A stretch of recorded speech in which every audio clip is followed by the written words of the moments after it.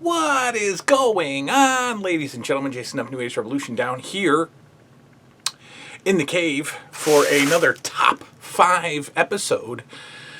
This one I think we're going to enjoy. I know I'm going to enjoy because it's a hands-on episode, ladies and gentlemen. That's right. We're not just going to be talking. We're going to be tasting. That's right. That's right. What are we talking about here tonight? We're talking about the top 5 favorite candies from the 80s and beyond. That's right. And stick around at the end because we're going to talk about my least favorite candies of the 80s. And I got a few of those to try too. And I'm not really looking forward to that. Oh, well, all right. So let's first let's talk about the mental health show. The mental health show has gotten approval from you guys, and so we are going to do it. I have no idea where I'm going to start. I'm probably going to start with something that I think needs to be explained to some folks. Bipolar disorder. There's a lot of misconceptions about bipolar disorder, what it is, what it isn't. It's actually a very, very, very serious mental illness, and is not just mood swings. Very far from it. So, happy one minute and mad the next is not even in the ballpark of bipolar. And we'll talk about what it is. We'll talk about that later. Right now, you guys want to talk about candy. I get that. We're going to talk about my top 5 favorite candies. And I've got them here. Ladies and gentlemen, let's start with the Now and Laters. That's right. Now and Laters is absolutely on my list of top 5 favorite candies. These became popular in my life in elementary school, in middle school, 6th grade, 7th grade, 8th grade. We had a bookstore at our school. This is when I went to public school.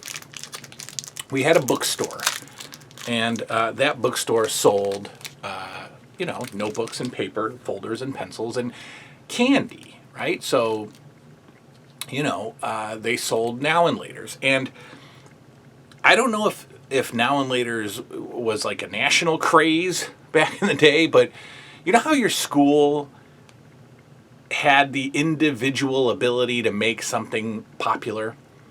Well, back in like 7th grade, everybody in my school was buying Now and Laters from the bookshop.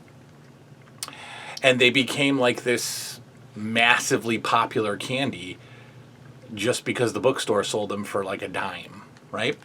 And I don't know if this is the Mandela effect again, but I thought that these came in a bigger package. I don't necessarily think that the Now and Laters were bigger, but I don't remember them being this small. Has this always been the size of the Now and Laters? I don't know, but we're gonna drag into this. So yeah, they my school single-handedly popularized Now and Laters because we sold them at the bookshop. All right, like I said, for a dime. And we did the same thing with very fine, very fine juices. We got a very fine vending machine in our cafeteria when I was in like 7th grade. And for 50 cents, you could rock the very fine. So, of course, all of the kids are just walking around the hallways with their apple and orange juice. And we made very fine, like extremely popular. And then I think towards the end of high school, I think it was Snapple that came in hardcore. And we made that the thing. But Now and Laters, this is the sour apple, which is my favorite fruit candy flavor, by the way, sour apple. Now, these are chewy. These are good. Bursting with flavor. Oh, these are extra sour.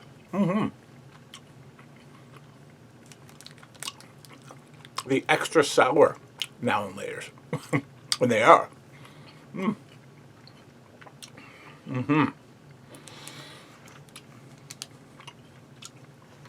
Now, we're stuck. So you gotta work it out. Gotta work it out of your teeth. Now and laters were hit and miss. Because if you got a stale now and later, you were in trouble. I'm trying to get this down. It's super sour. And it's sticking to my teeth. Okay. If you got a stale now and later, you had the potential of breaking your teeth. Stale now and laters are not good. These are super chewy, super good.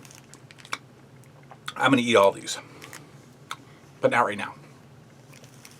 My next favorite candy of the 80s was also another school item. For some reason in school, we had to have, I remember George Carlin made a joke about like, why is everybody leaving the house with water bottles? You know, when did we become so thirsty? You know, why do we need our own personal hydration system, right? Get a drink of water before you leave the house. George Carlin. Well, yeah, school did the same thing. So when it was exam time, when it was exam time in school, in middle school, we were allowed to bring candy. And of course, every kid in the world in the class had to make sure that they had their own personal candy stash. And one of the popular candies of middle school, also sold at the bookstore, Blow Pops. That's right. Blow Pops. Now this is a Valentine's Day Blow Pop. So this is kind of old, and this is a little smaller. I think this is like a specialty Blow Pop. But this is a little smaller. Blow Pops are big, and they've got gum inside. They are definitely bigger than this. This is kind of a, this was the only Blow Pop I had in the cupboard upstairs. It's the Valentine's Day Blow Pop. But these are the Blow Pops, and they're delicious. They're delicious as a sucker. I wonder if that's cinnamon. That would be, oh no, this is cherry. Doesn't taste like cherry.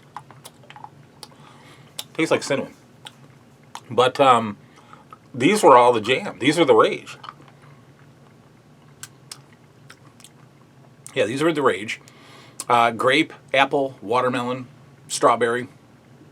Now the good thing about Blow Pops is that inside there's bubble gum, right? So you work the sucker and you get to the bubble gum. Now this is a little soft. So let me see if I can kill this in one bite.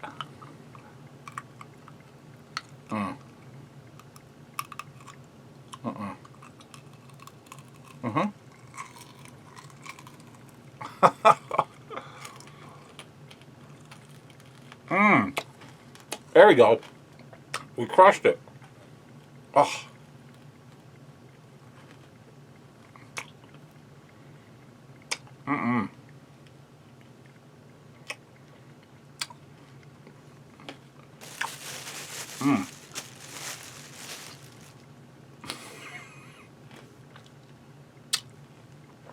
It's hard. But now,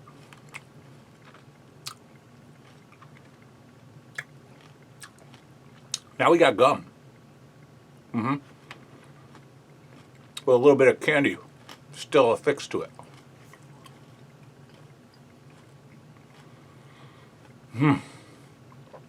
Now, very sticky. The good thing about this, the addicting thing about this, is that it's so tasty, right? In the beginning. Because it's not flavored gum. It's the bazooka flavor, right? It's your standard bubblegum flavor. But the gum, as you chew it all up with the sucker, the leftover bits of the sucker, it takes on the flavor of the sucker for a little while. Then it takes on the flavor of your mouth, which is disgusting. So, you'd suck on the sucker, you'd get the gum, you'd chew it for half a class, then you get rid of it. It doesn't taste good anymore. Bull Pop. Another popular favorite candy of the 80s. Now, these are Boston baked beans. And these, so when my parents got divorced, my dad lived in the city. Everywhere he lived in the, I'm talking like inner city, right? And one of the houses that he lived in was within walking distance of a store called Wilson Farms, which is, your standard 7-Eleven AM, PM type store. And as kids, we would walk up to the Wilson Farms with, a buck, and we would come home with a trough of candy. And me and my sister's favorites were these were 10 cents at the time. And they were, now the boxes have changed. I remember the boxes being a little more rectangle, right? Not necessarily bigger, just a little longer. And they would have they would have Boston baked beans.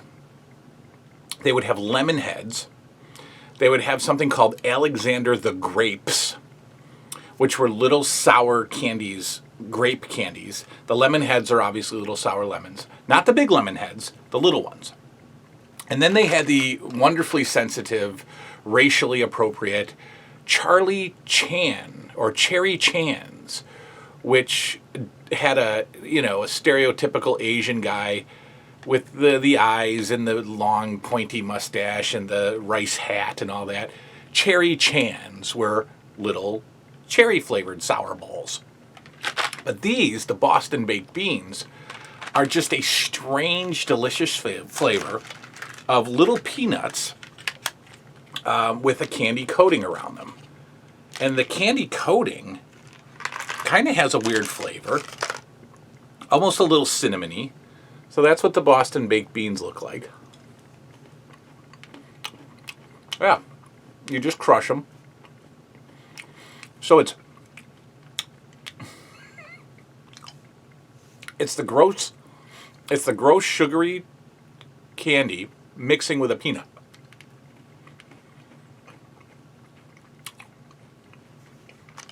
And not a very, look how small these are.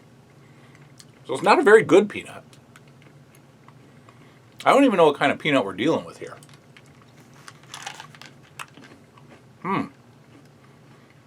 Yeah, it says roasted peanuts. I've never really seen a peanut, this tiny. And the peanut has been sitting in this candy shell for years. So you can't really differentiate the peanut from the candy. I'm eating it. I can't stop. But the candy and the peanut have all kind of just blended in together. Yeah. Boston baked beans. Now, the reason that I got the Boston baked beans, oh, that's so much sugar. I couldn't find the lemon heads. I couldn't find the Alexander the Grapes. And I thankfully couldn't find the Cherry Chans. Those are gone. All right. Now, we got all this fruity 10-cent candy. What about your big boys? What about your candy bars? I'm not a candy bar guy. I don't love chocolate at all. My candy bar jam was the Payday. I loved the Payday as a kid. Now we're going to get some nuts. Now we're going to get some good nuts. So this Payday is basically a whole bunch of nuts stuck together with like what? Caramel? Nougat? It just says peanuts, sugar, corn syrup, skim milk. So I don't know what the binding is there. It's like nougat of some kind. Now this is good peanuts. These are your actual peanuts.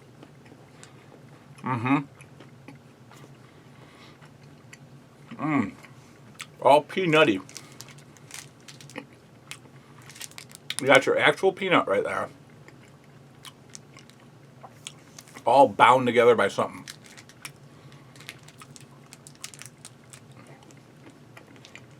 Good. I like the payday. They did make a chocolate covered payday, which was equally good. But this was always my candy bar. The payday. Still good. Okay.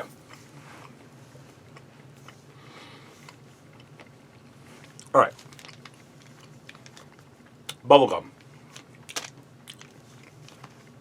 I was not a Bazooka Joe guy. I was not a double bubble guy. You know, those baseball style bubblegums. I was a, what's that? I was a Big League Chew guy. But the commercialized gimmicky bubblegum was my thing. The extremely fruity, tasty, delicious bubblegum. And I remember two companies. I remember Bubblicious, and I remember a company called Hubba Bubba. So Bubblicious and Hubba Bubba. I think that they are both in existence. And then there was Bubble Tape. Let's not forget that. I liked Bubble Tape as well. But Hubba Bubba and Bubblicious both still exist. I do believe that Hubba Bubba came back recently, but Bubblicious has always existed. The packaging has changed, certainly has, but Bubblicious still here. And so let's get a chew going here. Usually there's that little tab to open it. I don't see the tab. Oh, there's the tab. No, that's not. Oh, yes, it is. This is grape. I used to like watermelon. I can tell you right now. Yeah, it's about the same size. Bubblicious. Now, I was the kind of kid, I was an idiot. You know, just a mess. You give me a pack of 5 Bubblicious pieces, there's a pretty good chance that at least 3 of them go in my mouth at the same time. And I would just walk around with this wad of gum.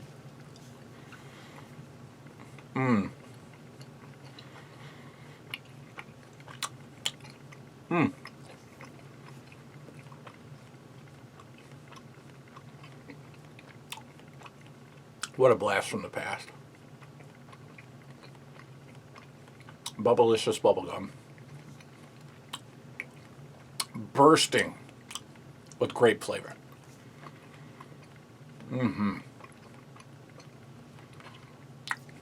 See if I can get one. Hang on. Really, where are you going? Right. Where you gotta be? You can wait.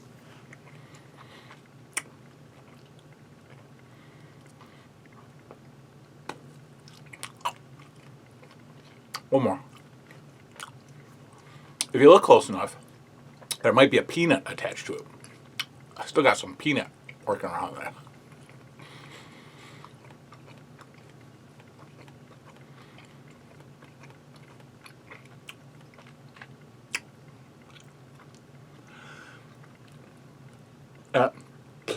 That's turd. Okay. Bubblicious. Top 5. Right there. I want to stop chewing. It tastes so good.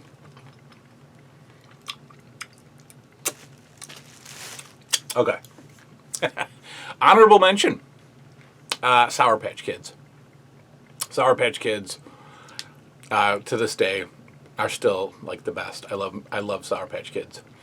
And I recently found jumbo size Sour Patch Kids. Like 3 times the size of a Sour Patch Kid. Like, boom. Like almost bigger than a Swedish fish. Tastes the same, exact same product, just bigger. Great. Let's go bottom 5 real quick. Smarties. Can't stand them. I mean, just little sugar pills, really. I mean, that's all they are. You know, Smarties, Sweet Tarts. They're just little.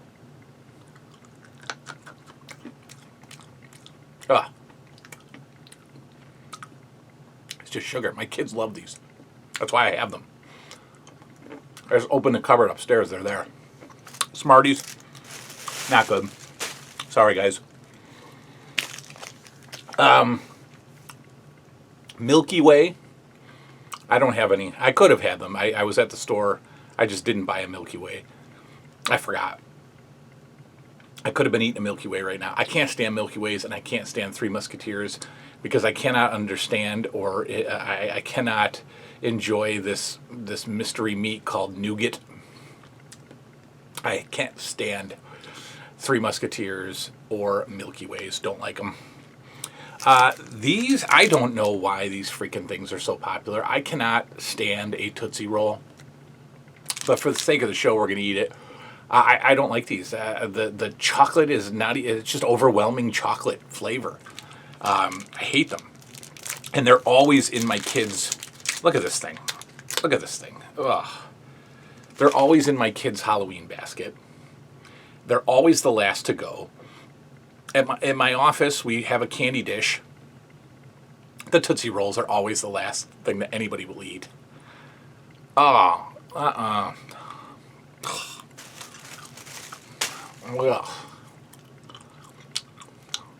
That's not chocolate. That's like, that's like tire rubber. I don't want to eat it. I don't like them. Ugh. Can't stand the Tootsie Roll. Remember the wax candy? Bad. And I'll tell you why. The wax lips, right, were kind of cool. You know, you get the big wax lips. Maybe I'll throw up a picture here. You get the big wax lips. And then eventually you can chew on them. And they're like, it's wax gum. But me and my sisters would always walk around with like this big, spitty, gross, mouth flavor filled piece of wax that has no flavor other than what's going on in here. Horrendous. And then you spit it out and there's this big line of, oh, it's disgusting. Wax candy is horrible. Those bottles, remember the bottles, the soda bottles that were filled with like that much mystery juice? You bite the head off of that thing, you drink your little mystery juice, and then you chew on the wax. Same concept. Disgusting. These things. Necco wafers. What? You know, what? Who thought that this would be an interesting candy for a kid? I remember my grandpa bought us these once, and we just kind of stared at them, and I don't think we ever had any respect for him after that. But Necco wafers are these strange spice-flavored sugar wafers, all with these adult spice flavors. Like, I don't know, it's hot. Oh.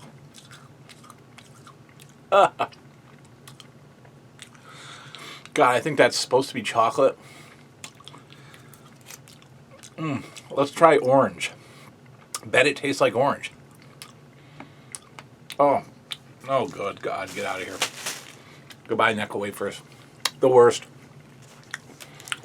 Bubblicious and Nowalators. The jam. That's my top 5. That's my bottom 5. Go get yourself some candy. I'm going to go puke. We'll see y'all next time. Good night now.